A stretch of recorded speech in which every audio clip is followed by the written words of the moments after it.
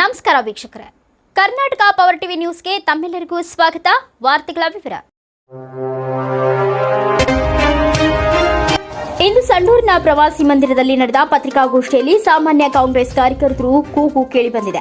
ಅದೇನಪ್ಪಾ ಅಂದ್ರೆ, ಈ ಬಾರಿ ಬಳ್ಳಾರಿ ಲೋಕಸಭಾ ಕ್ಷೇತ್ರದ ಅಭ್ಯರ್ಥಿಯಾಗಿ ಗುಜ್ಜಲ್ ನಾಗರಾಜ್ ಅವರಿಗೆ ಅವಕಾಶ ಮಾಡಿಕೊಡಬೇಕು. ಇವರು ಸುಮಾರು ವರ್ಷಗಳಿಂದ ಕನ್ನಡ ಸೇವೆ ಹಾಗೂ ಸಮಾಜ ಸೇವೆಯಲ್ಲಿ ಅನೇಕ ಯುವಕರಿಗೆ ಸ್ಫೂರ್ತಿಯಾಗಿದ್ದಾರೆ. ಅದಲ್ಲದೆ ರೈತ ಪರ, ಶೋಷಿತರ ಪರ, ನಿರ್ಗತಿಕರ ಪರ ಅಪಾರ ಸೇವೆ ಸಲ್ಲಿಸಿದ್ದು ಈಗಾಗಲೇ ಗೊತ್ತಿರುವ ವಿಷಯ. ಹಾಗಾಗಿ ಈ ಬಾರಿ ಲೋಕಸಭಾ ಕ್ಷೇತ್ರದ ಅಭ್ಯರ್ಥಿ ಟಿಕೆಟ್ ನೀಡಬೇಕು ಎಂದು ಅವರ ಅಭಿಮಾನಿಗಳು ಮಾಧ್ಯಮದ ಮುಖಾಂತರ ಮಾನ್ಯ ಮುಖ್ಯಮಂತ್ರಿ ಸಿದ್ದರಾಮಯ್ಯನವರಿಗೆ, ಡಿಕೆ ಶಿವಕುಮಾರ್ ಅವರಿಗೆ, ಸಂತೋಷ್ ಲಾಡ್ ಅವರಿಗೆ, ಜಿಲ್ಲಾ ಉಸ್ತುವಾರಿ ಸಚಿವರಾದ ನಾಗೇಂದ್ರ ಅವರಿಗೆ ಹಾಗೂ ಸ್ಥಳೀಯ ಶಾಸಕರಾದ ತುಕಾರಾಮ್ ಅವರಿಗೆ ಹೊಸ ಪ್ರತಿಭೆಗಳಿಗೆ ಅವಕಾಶವನ್ನ ನೀಡಿ ಎಂದು ಮನವಿಯನ್ನ ಮಾಡಿದರು. ಈ ಸಂದರ್ಭದಲ್ಲಿ ವಕೀಲರಾದ Satyanarayana Masti, T Ramanayak, KR Dadapeer, CH Manjunath, Somashekara, H Nagaraj, Bharmareddy ಇನ್ನು ಹಲವಾರು ಕಾರ್ಯಕರ್ತರು ಉಪಸ್ಥಿತರಿದ್ದರು. ವರದಿಗಾರ Mohammed Rafi, Karnataka power TV news, Sandur. DK Shivakumar ಸಾಹೇಬ್ರಿಗೆ, ಉಗ್ರಪ್ಪ ಸಾಹೇಬ್ರಿಗೆ, ಗುಜ್ಜಲ್ ನಾಗರಾಜ್ ಅವರಿಗೆ, ತುಕಾರಾಮ್ ಸಾಹೇಬ್ರಿಗೆ, ಸಂತೋಷ್ ಲಾಡ್ ಸಾಹೇಬ್ರಿಗೆ, ನಾಗೇಂದ್ರ ಸಾಹೇಬ್ರಿಗೆ, ಬೋಲೋ ಕಾಂಗ್ರೆಸ್ ಪಾರ್ಟಿ ಕಿ, ಕಾಂಗ್ರೆಸ್ ಪಾರ್ಟಿ ಕಿ ಜೈ. ಪತ್ರಕರ್ತರ ಮಿತ್ರರಿಗೆ ಧನ್ಯವಾದಗಳನ್ನು ಅರ್ಪಿಸ್ತಾ ಇದ್ದೇನೆ. ಈ ಒಂದು ಪತ್ರಿಕಾ ಪ್ರಕಟಣೆ ಮಾಧ್ಯಮದ ಮುಖಾಂತರ ಹೇಳೋದೇನೆಂದರೆ, ದೇಶದಲ್ಲಿ ಏನೇ ವಿಚಾರಗಳು ನಡೆದ್ರು, ಏನೇ ಆಗು ಹೋಗುಗಳು ನಡೆದ್ರು ಒಬ್ಬರಿಂದ ಒಬ್ಬರಿಗೆ ತಲುಪಬೇಕಂದ್ರೆ ಮಾಧ್ಯಮವು ಭಾಳ ಮುಖ್ಯವಾಗಿದೆ. ನಾವು ಸಂಡೂರಲ್ಲಿ ಇದ್ರೂ, ಯಾವುದೇ ತಾಲೂಕು ಪ್ಲೇಸಲ್ಲಿದ್ರೂ, ಎಲ್ಲೇ ಹಳ್ಳಿಯಲ್ಲಿದ್ರೂ, ಮೊನ್ನೆ ತಾನೇ ಈ ಒಂದು ಸಂಸತ್ನಲ್ಲಿ ಒಂದು ಅಹಿತಕರ ಘಟನೆ ನಡೀತು. ಅದನ್ನೆಲ್ಲ ನಮಗೆ ತೋರಿಸ್ಬೇಕಂದ್ರೆ, ಕುಂತಲ್ಲೇ ನೋಡಬೇಕಂದ್ರೆ ಅದಕ್ಕೆಲ್ಲ ಮುಖ್ಯ ಕಾರಣ ಮಾಧ್ಯಮದವರು. ಮಾಧ್ಯಮ ಇದ್ರೇ ಪ್ರಪಂಚದಲ್ಲಿ, ದೇಶದಲ್ಲಿ, ರಾಜ್ಯದಲ್ಲಿ ಆಗು ಹೋಗುಗಳ ಬಗ್ಗೆ ನಮಗೆ ತಿಳಿಯೋದು, ಎಲ್ಲ ಒಂದು ಮಾಹಿತಿ ಸಿಗೋದು ಅಂದರೆ ಮಾಧ್ಯಮನೇ ಮುಖ್ಯ. ಅದಕ್ಕೆ ಹೇಳಿರೋದು, ಮಾಧ್ಯಮ ಒಂದು ಪತ್ರಿಕಾ ಮಾಧ್ಯಮ ಆಗ್ಬೋದು, ಒಂದು ಯಾವುದು ಸುದ್ದಿ ಮಾಧ್ಯಮ ಅಥವಾ ಮೀಡಿಯಾಗಳು ಏನಿದ್ದಾವೆ, ನಮ್ಮ ಒಂದು ದೇಶದ 4ನೇ ಅಂಗ ಅಂದರೂ ತಪ್ಪಾಗಲಾರ್ದು. ಅವರು ಏನೇ ಒಂದು ಕಾರ್ಯಕ್ರಮಗಳಿದ್ದರೂ ನಮಗೆ ತಲುಪಿಸೋ ವ್ಯವಸ್ಥೆ ಮಾಡ್ತಾ ಇದ್ದಾವೆ. ಅವರಿಗೆ ಎಲ್ಲರ ಪರವಾಗಿ ಮಾಧ್ಯಮದ ಮಿತ್ರರಿಗೆ ಅಭಿನಂದನೆಗಳನ್ನು ಸಲ್ಲಿಸ್ತಾ ಇದ್ದೇನೆ.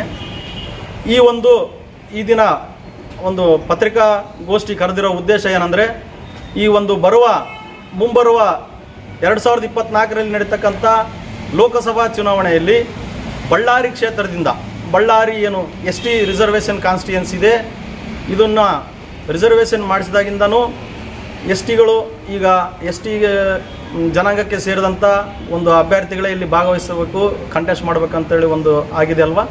ಆವಾಗಿಂದನೂ ನಮ್ಮ ಈ ಹಿಂದೆ ಶ್ರೀರಾಮ್ಲವರು MP ಆಗಿದ್ದರು, ಶಾಂತಕ್ಕನವರು MP ಆಗಿದ್ದರು, ಅದೇ ರೀತಿಯಂತೆ ನಮ್ಮ ಉಗ್ರಪ್ಪ ಸಾಹೇಬರು MP ಆಗಿದ್ದರು.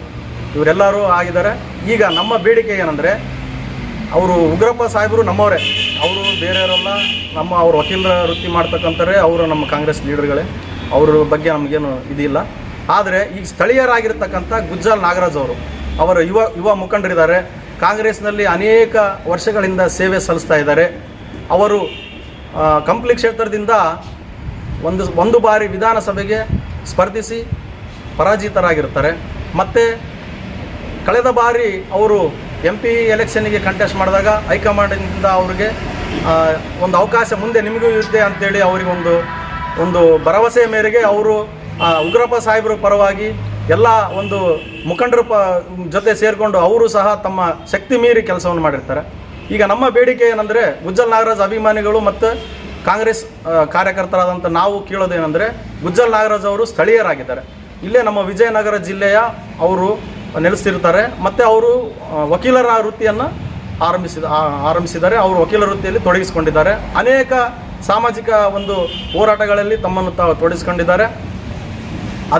ಅದಕ್ಕೋಸ್ಕರ ನಾವು ಕೇಳೋದೇನೆಂದರೆ, ಇವ್ರನ್ನ ಪರಿಗಣಿಸಿ ಸ್ಥಳೀಯರಾಗಿರ್ತಕ್ಕಂಥ ಇವರಿಗೆ ಮುಂಬರುವ ಒಂದು ಲೋಕಸಭಾ ಚುನಾವಣೆಯಲ್ಲಿ ಇವರಿಗೆ ಟಿಕೆಟನ್ನು ಕೊಡಬೇಕು. ಬಳ್ಳಾರಿ ಲೋಕಸಭಾ ಕ್ಷೇತ್ರದ ಒಂದು ಕಾಂಗ್ರೆಸ್ ಟಿಕೆಟನ್ನು ಕೊಡಬೇಕು.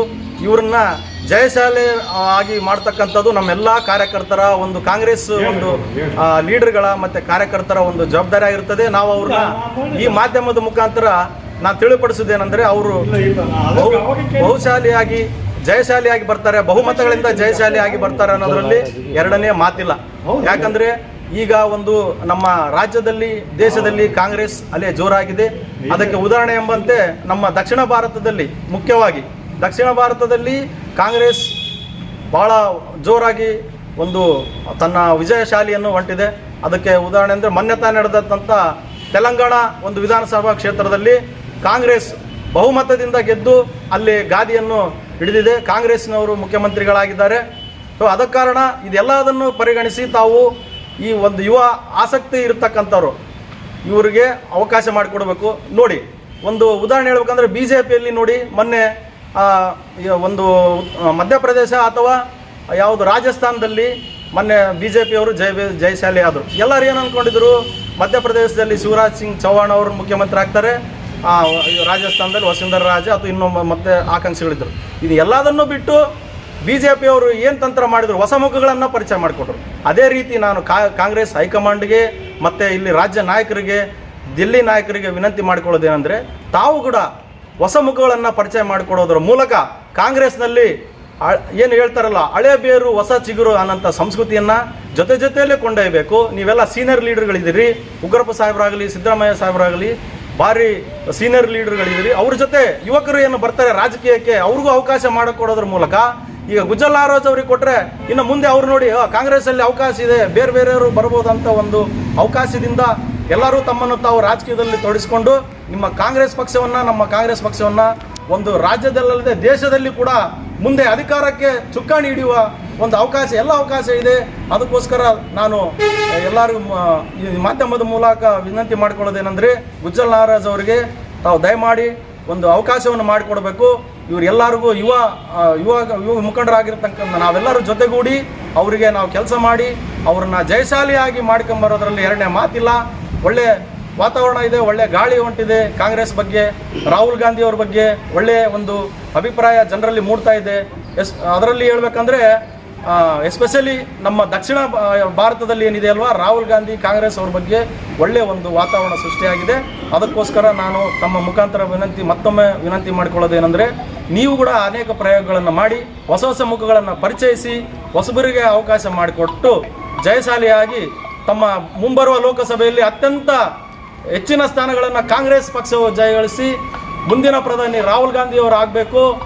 ಇದರ ಮೂಲಕ ಅಧಿಕಾರ ಚುಕ್ಕಾಣಿ ಹಿಡಿಬೇಕಂತೇಳಿ ತಮ್ಮೆಲ್ಲ ಮಾಧ್ಯಮ ಸ್ನೇಹಿತರ ಮುಖಾಂತರ ವಿನಂತಿ ಮಾಡಿಕೊಳ್ತಾ, ಇಲ್ಲಿ ನನಗೆ ಮಾತಾಡೋಕ್ಕೆ ಅವಕಾಶ ಮಾಡಿಕೊಟ್ಟ ತಮ್ಮೆಲ್ಲರಿಗೂ ವಂದಿಸಿ, ಇಲ್ಲಿ ಬಂದಿರತಕ್ಕಂಥ ಎಲ್ಲ ನಮ್ಮ ಕಾರ್ಯಕರ್ತ ಮಿತ್ರರಿಗೆ, ಅಭಿಮಾನಿಗಳಿಗೆ, ಗುಜ್ಜಲ್ ನಾಗರಾಜ್ ಅವರ ಅಭಿಮಾನಿಗಳನ್ನು ಮತ್ತು ಅವರೆಲ್ಲರ ಪರವಾಗಿ ಅವ್ರಿಗೂ ವಂದನೆಗಳನ್ನು ಸಲ್ಲಿಸಿ, ತಮಗೂ ವಂದನೆ ಸಲ್ಲಿಸಿ, ಈ ಒಂದು ನಮ್ಮ ವಕೀಲರು ಮಿತ್ರರು ಬಂದಿದ್ದೀವಿ, ಇಲ್ಲೆಲ್ಲ ವಕೀಲರು ಮಿತ್ರರು ಇದ್ದೀವಿ, ಅವ್ರ ಅಭಿಮಾನಿಗಳಿದ್ದೀವಿ, ವಕೀಲರು, ನಮ್ಮ ಕಾರ್ಯಕರ್ತರು ಎಲ್ಲ ಸೇರಿದ್ದೀವಿ.